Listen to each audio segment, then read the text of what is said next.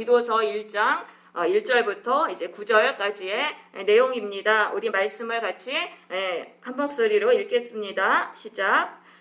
나 하나님의 종이요 예수 그리스도의 사도인 나 바울이 사도된 것은 하나님이 택하신 자들의 믿음과 경건함에 속한 진리의 지식과 영생의 소망을 위함이라. 이 영생은 거짓이 없으신 하나님이 영원 전부터 약속하신 것인데 자기 때에 자기의 말씀을 전도로 나타내셨으니 이 전도는 우리 구주 하나님이 명하신 대로 내게 맡기신 것이라. 같은 믿음을 따라 나의 참 아들된 디도에게 편지하노니 하나님 아버지와 그리스도 예수 우리 구주로부터 은혜와 평강이 내게 있을지어다. 내가 너를 그레데에 남겨둔 이유는 남은 일을 정리하고 내가 명한 대로 각성의 장로들을 세우게 하려 함이니 책망할 것이 없고 한 아내의 나편이며 방탕하다는 비난을 받거나 불순종하는 일이 없는 믿는 자녀를 둔 자라야 할지라. 감독은 하나님의 청지기로서 책망할 것이 없고 제 고집대로 하지 아니하며 급히 분내지 아니하며 술을 즐기지 아니하며 구타하지 아니하며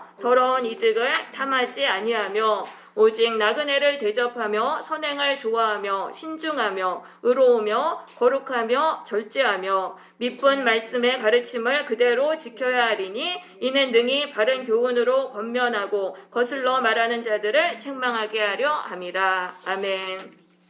네, 이 디도서는요, 바울이 믿음의 아들인 디모데에게 보내는 편지가 되겠습니다. 이것을 이제 목회서신이라고 하는데요, 디모데 전후서와 디도서가 목회서신이 되겠습니다. 이 디도서는요, 바울이 2차로 로마 감옥에 투옥되어서 순교하기 직전인 AD 66년에 기록되었습니다. 이 디도는요, 그레데 섬에서 이제 목회를 했습니다. 이 그레데 섬은요, 크레타 섬인데요, 현재 이제 그리스의 통치를 받고 있는 그런 섬입니다. 구약에서는요, 갑돌이라고도 불렸습니다. 이 그레데 섬은요, 유럽의 최초 문명이 발생한 지역이었습니다. 그리고 지중해 해상 교통과 군사의 요충지 였고요. 이미 많은 유대인들이 이 주에 살고 있었습니다. 그런데 이곳에 이제 교회가 세워졌는데 이 그레데 교회의 성도들은 복음의 진리에 굳게 서지 못했고 거짓된 가르침에 지배를 받았으며 또 타락한 삶의 그런 지배를 여전히 받았어요. 그러한 열악한 상황에서 목회를 하고 있는 디도에게 바울이 목회에 대한 지침을 주기 위해서 쓴 책이 바로 디도서가 되겠습니다. 이처럼 이제 교회가 세워진다는 것은 쉬운 일이 아닙니다. 넘어야 될 산이 너무나 많지요. 그렇지만 목회자는 그런 어려운 상황 속에서 포기하지 않고 복음의 씨앗을 뿌리고 구원의 열매를 맺어야 합니다. 그래서 사람들을 사탄의 지배에서 하나님의 지배로 변화시키도록 해야 하는 것입니다. 1장 1절에 보시면은요, 바울은 자기를 소개하는데요, 하나님의 종이라고 소개를 합니다. 이 종이라는 것은 헬라어로 둘로스라고 하는데 노예를 의미합니다. 자신의 뜻대로는 살 수가 없어요. 죽을 때까지 주인이 시키는 대로만 살아야만 하는 존재다. 나는 죽을 때까지 하나님의 뜻대로만 살아갈 수밖에 없는 존재다. 그런 고백을 하는 것이죠. 그런데 이것은 바울만의 고백이 아닌 것입니다. 모든 성도는요, 예수님을 믿으면은 하나님의 종이 되는 것입니다. 모든 성도가 하나님의 종이 됩니다. 예수님의 핏값으로 이 세상의 종에서 하나님 사셔가지고 하나님의 종으로 삼으셨어요. 그래서 영적인 소속이 바뀌게 돼서 하나님의 뜻을 행하면서 살게 되는 거예요. 그래서 내가 예수를 믿은 다음부터 나는 내 인생의 주인은 내가 아니다. 이것을 우리는 분명하게 알고 내가 하나님의 종이 되었구나 라는 것을 알고 하나님을 위해서 살아야 되는 것입니다. 나를 위해서 살면 안 되고 세상의 종으로 살면 안 돼요. 그러면 인생이 풀리지 않게 돼 있어요. 왜냐하면 하나님의 종이 되었기 때문에 하나님을 위해서 살아야 되는 것이죠.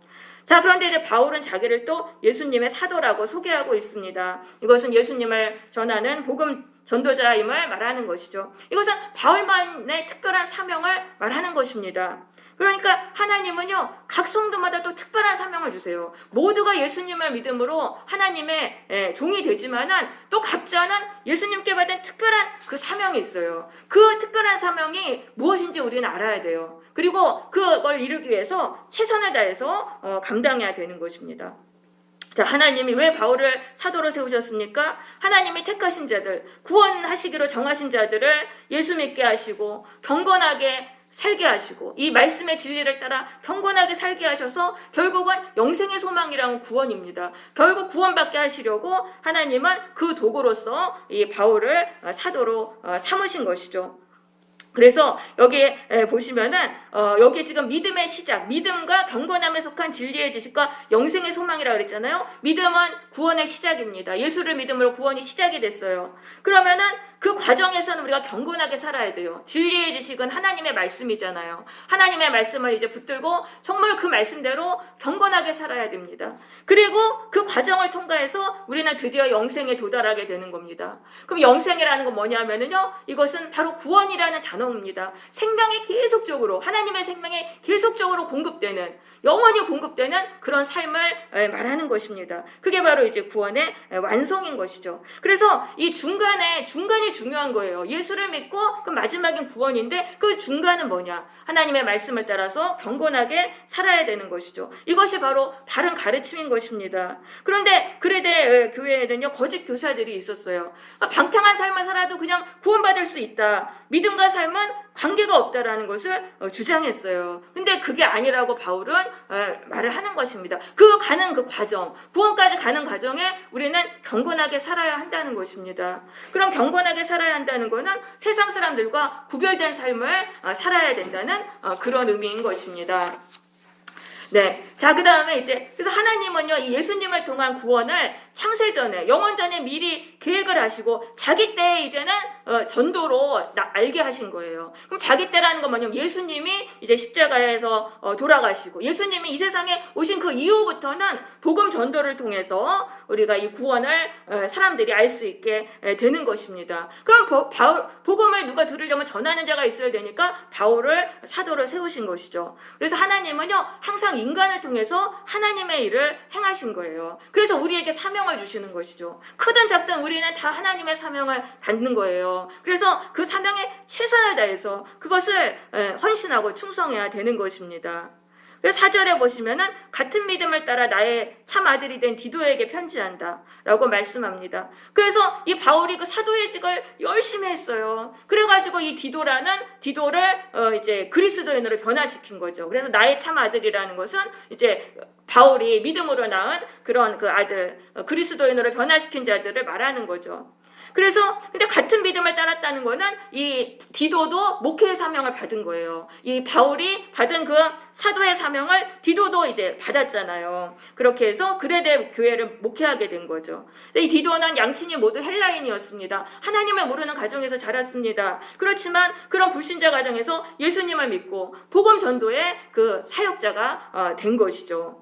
자, 그래서 보면은 이것은 뭐냐면 바울이 자신의 그 사도직의 그 열매를 맺었던 거예요. 자기의 사도직을 최선을 다해서 하니까 하나님이 디도라는 열매를 주셨잖아요. 그러니까 우리가 하나님께 받은 사명에서 최선을 다해서 열매가 있어야 되는 거예요. 그 열매를 맺어야 된다. 근데 열매를 맺는다는 거는 결코 쉬운 일은 아니죠. 정말 많은 인내와 아픔을 감당해야 되는 것입니다. 그렇지만 심판이 있는 거예요. 우리가 이 열매를 정말로 사명을 잘 감당해서 열매를 맺은 자는 그 참 심판날에 알곡이 돼가지고 천국으로 들림받고 구원의 복을 누립니다. 인생이 완전히 변화되고 축복의 인생을 살아가게 되는 것입니다. 그렇지만 열매를 맺지 못했어요. 그런 가라지는 심판의 불에 던져져요. 예수님이 심판하시는 거예요. 그래서 고통의 인생을 살아가게 되는 거예요. 그럼 예수님의 심판은요, 우리의 삶에서 계속적으로 일어나는 거예요. 그날이 언제인지 모르지만 반드시 예수님은 우리에게 맡기신 사명에 대해서 결단을 하시는 그런 날이 있는 거죠. 그래서 우리는 반드시 나에게 주어진 사명에 최선을 다해서 열매를 맺어야 되는 것입니다. 그래서 은혜와 평강이 내게 있을지어다. 4절에 보시면은 이 은혜와 평강, 이 은혜라는 거는 헬라인의 인사말입니다. 구원을 뜻하는 말입니다. 그리고 평강은 히브리인들, 유태인들의 인사말입니다. 역시 구원을 뜻하는 말이죠. 자, 이런 식으로 바울은 유대인 성도와 헬라인 성도들에게 축복을 빌어주고 있습니다. 자, 성도들끼리는요, 서로 축복을 빌어줘야 돼요. 서로의 구원을 위해서 기도해주고 위로하고 격려하고 그럴 때 우리가 고난을 이겨낼 수 있는 것입니다. 그래서 말이 굉장히 중요합니다. 말이 영인 거예요. 말은 보이지 않잖아요. 말이 곧 영입니다. 그래서 내가 축복의 말을 하잖아요. 그럼 나에게 축복의 왕이 달라붙는 거예요. 그리고 내가 저주의 말을 하면은 또 저주의 말이 달라붙죠. 그래서 우리는 서로 축복하는 말을 해야 되는 거예요. 자, 5절에 보시면 바울이 디도를 그레데에 남겨뒀어요. 그레데 그 지역 교회들의 부족한 일들을 바로 잡고 또 이제 장로들은 뭐예요? 교회 지도자들을 세우게 하기 위해서 남겨두었습니다. 이 그레데 교회들은요 어느 정도 체계는 잡혀 있었지만 부족한 것들이 있었습니다. 그 10절에서 16절에 의하면 율법주의의 거짓 가르침이 있었고 성도들이 타락했어요. 그러니까 목회자에게 사명을 준 거예요. 그걸 바로잡으라고. 그래서 목회자는요 성도들의 잘못된 생각과 행동을 바로잡아야 줘야 되는 거예요. 성도들을 사랑한다고 해서 그 모습 그대로 용납해 주는 게 아니라 바른 길로 돌이켜야 되는 거예요. 그것이 바로 목회자의 사명인 것입니다. 또한 교회에는요 지도자가 필요해요. 그리고 지도자를 택할 때는 반드시 그 사람의 그 신앙 인격을 보아야 되는 거예요. 그 사람의 믿음과 신앙을 보아야 한다는 것입니다. 자, 6절에 보시면 여기서 이제 장로를 뽑아야 되는 그런 자격 요건이 나오죠. 이 장로는 교회의 지도자로요. 당시에는 이제 말씀도 가르쳤어요. 그러니까 교회 목회자나 이제 마찬가지죠. 자, 그래서 이 말씀은 꼭 교회 목회자뿐 아니라 이 가정의 지도자가 부모잖아요. 모든 부모에게도 주시는 말씀인 것입니다. 자, 그러면 이 장로의 요건을 보면 책망할 것이 없고 인격이나 삶에서 타인에게 흠잡힐 데가 없는 사람이 교회의 지도자가 되어야 됩니다.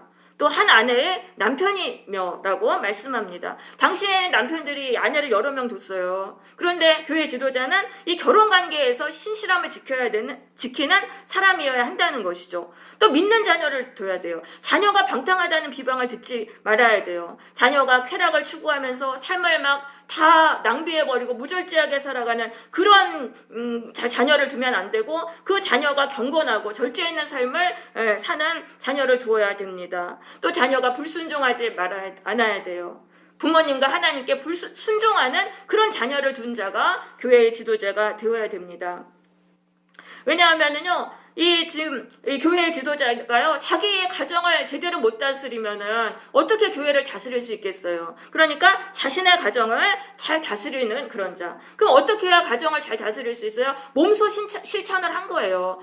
행동으로 모범을 보인 거예요, 정말. 그러니까 그 가정이 다 그렇게 바르게 서게 된 거죠. 그런 사람이 교회의 지도자가 되어야 됩니다. 자, 7절에선 감독이라고 나오는데요. 장로와 같은 직분이에요. 그런데 이 감독은요, 청직이라는 그 역할에 좀 강조점을 두고 있습니다. 교회를 감독하는 그 역할에 강조를 둔 그 호칭이 되겠습니다. 그래서 하나님의 청직이다. 청직이라는 거는 재산을 관리하는 종을 의미하죠. 그래서 감독은 하나님의 집인 교회를 관리하고 통치하는 직분을 의미하는 것입니다. 그래서 이런 사람은 제 고집대로 하지 않아야 돼요. 이거는 뭐냐면 제 고집대로 한다는 건 자기 만족을 즐기고 거만하다는 것입니다. 그래서 교회의 지도자는 자기 만족을 위해서 타인을 희생시키고 하나님을 무시하고 이런 사람이 되어서는 안 돼요. 그러니까 교만과 이기심을 다 버린 사람이 돼야 되는 거예요. 교만을 버리고 이기심을 버리는 그런 사람이 교회의 지도자가 돼야 됩니다. 사람이 나이가 들수록요 고집이 세집니다. 그런데 그러면 안 된다는 거예요. 정말 하나님의 말씀에 순종해서 내 고집을 자꾸 깨야 되는 거예요. 그래야지 우리가 교회의 지도자가 됩니다. 또 급히 분내지 아니하며 성질이 급하고 참지 못하는 그런 것들을 버려야 됩니다. 자신의 감정을 조절하고 모든 사람에게 온유함과 관대함을 보여주어야 하는 것입니다. 모세는 이스라엘의 지도자였지만 무리바 물가에서 혈계를 부렸잖아요. 그래서 가나안 땅에 들어가지 못했어요. 그래서 우리는 분노를 다스려야 돼요. 잠언서 16장 32절 노하기를 더디하는 자는 용사보다 낫고 자기의 마음을 다스리는 자는 성을 빼앗는 자보다 나으니라. 분노가 막 솟구쳐 올라올 때 그거를 다스릴 수 있는 사람이 돼야 돼요. 목회자뿐만 아니라 모든 성도도 마찬가지죠. 그래서 분노가 막 솟구쳐 올라올 때 그걸 누르고 다스려서 죽여야 되는 거예요. 그런 사람이 돼야 되죠. 또 술을 즐기지 않아야 됩니다. 방탕한 생활을 하지 말고 자신을 절제하고 경건하게 살아야 하는 것입니다. 또 구타하지 않고 이거는 뭐냐면 싸울 듯한 태도나 싸우기를 좋아하는 행동을 해서는 안 된다는 거예요. 항상 온유해야 한다는 것입니다. 더러운 이득을 탐하지 아니하며 세상의 것에 대한 욕심을 다 버려야 되는 거예요. 교회 지도자는 하나님이 주시는 것으로 만족하며 살아야 됩니다. 또 나그네 낯선 사람을 대접하고 선행을 좋아하고 신중하며 내 감정과 욕망을 잘 절제해야 돼요. 감정과 욕망에 휩쓸려서 살면 안 되는 것이죠. 그런데 이 절제는요, 특별히 그레데 이 섬의 그 사람들에게 중요한 부분입니다. 왜냐하면 이 그레데 섬 사람들의 특징이 무절제예요. 12절에 보면 이들이 무절제하거든요. 그렇기 때문에 바울은요, 이 절제의 항목을 굉장히 강조하고 있어요. 이 디도서에서 5번이나 이 절제에 대해서 언급하고 있어요. 그러니까 어떤 공동체마다 지배하는 죄악이 있는 거예요. 어떤 한 죄악이 좀 그걸 가진 사람들이 좀 많아지면 그것으로부터 또 그게 다 영향을 끼쳐가지고 어떤 죄악이 한 공동체를 다 지배하게 되는 것입니다. 그래서 우리도 알아야 돼요. 내가 속한 공동체를 지배하는 그 죄악이 있다는 걸 알아야 돼요. 그래서 그거를 알고 특별히 그 죄악과 더욱더 싸워야 되는 거죠. 왜냐하면 나도 그 영향을 받고 있기 때문에. 그 다음에 의롭다는 거는 사람과의 관계에서 올바르게 행동해야 된다는 것입니다. 거룩하다는 건 하나님과의 관계에서 올바르게 행동해야 된다는 것입니다. 또 여기서 절제가 또 나오죠. 이것도 이 자신의 욕망을 억제하는 거, 이러려면 성령의 충만을 받아야 되는 것입니다. 또 미쁜 말씀의 가르침을 그대로 지켜야 한다. 미쁘다는 건 참되시다는 거예요. 참되신 하나님의 말씀을 직접 실천해야만 된다. 그래야지만 교회 안의 성도들을 말씀으로 흉계할 수 있는 것입니다. 자기도 순종하지 않으면서 성도들에게 순종하라고 가르칠 수는 없는 거죠. 그러면서 거슬려 말하는 자들을 책망하게 하려는 함이라. 교회를 욕하고 복음을 거부하는 자들을 책망할 수 있는 거예요. 삶이 뒷받침이 돼야지만 교회가 참으로 불신자들을 구원의 길로 인도할 수 있는 것이죠. 그래서 봤을 때 교회 지도자는 물질이나 사회적 지위를 따라서 세워서는 안 되는 것입니다. 그러면은 이제 교회가 망하는 것입니다. 그래서 교회 지도자는 신앙과 인격을 보고 세워야 됩니다. 성도들 중에서 가장 인격이 훌륭하고 신앙이 훌륭한 사람을 지도자로 세워야 돼요. 그래서 종교적인 열심보다 신앙 인격이 중요한 것이고요. 교회 활동보다는 가정에서의 생활이 더 중요한 것입니다. 또 능력보다는 인품의 됨됨이가 더 중요하다는 것을 알 수 있습니다. 이것은요, 교회 지도자뿐 아니라 모든 성도도 이러한 사람이 되어야 하는 것입니다. 그래서 가정과 자신이 속한 공동체에서 복음의 빛을 비추는 그러한 자들이 되어야 합니다. 아멘.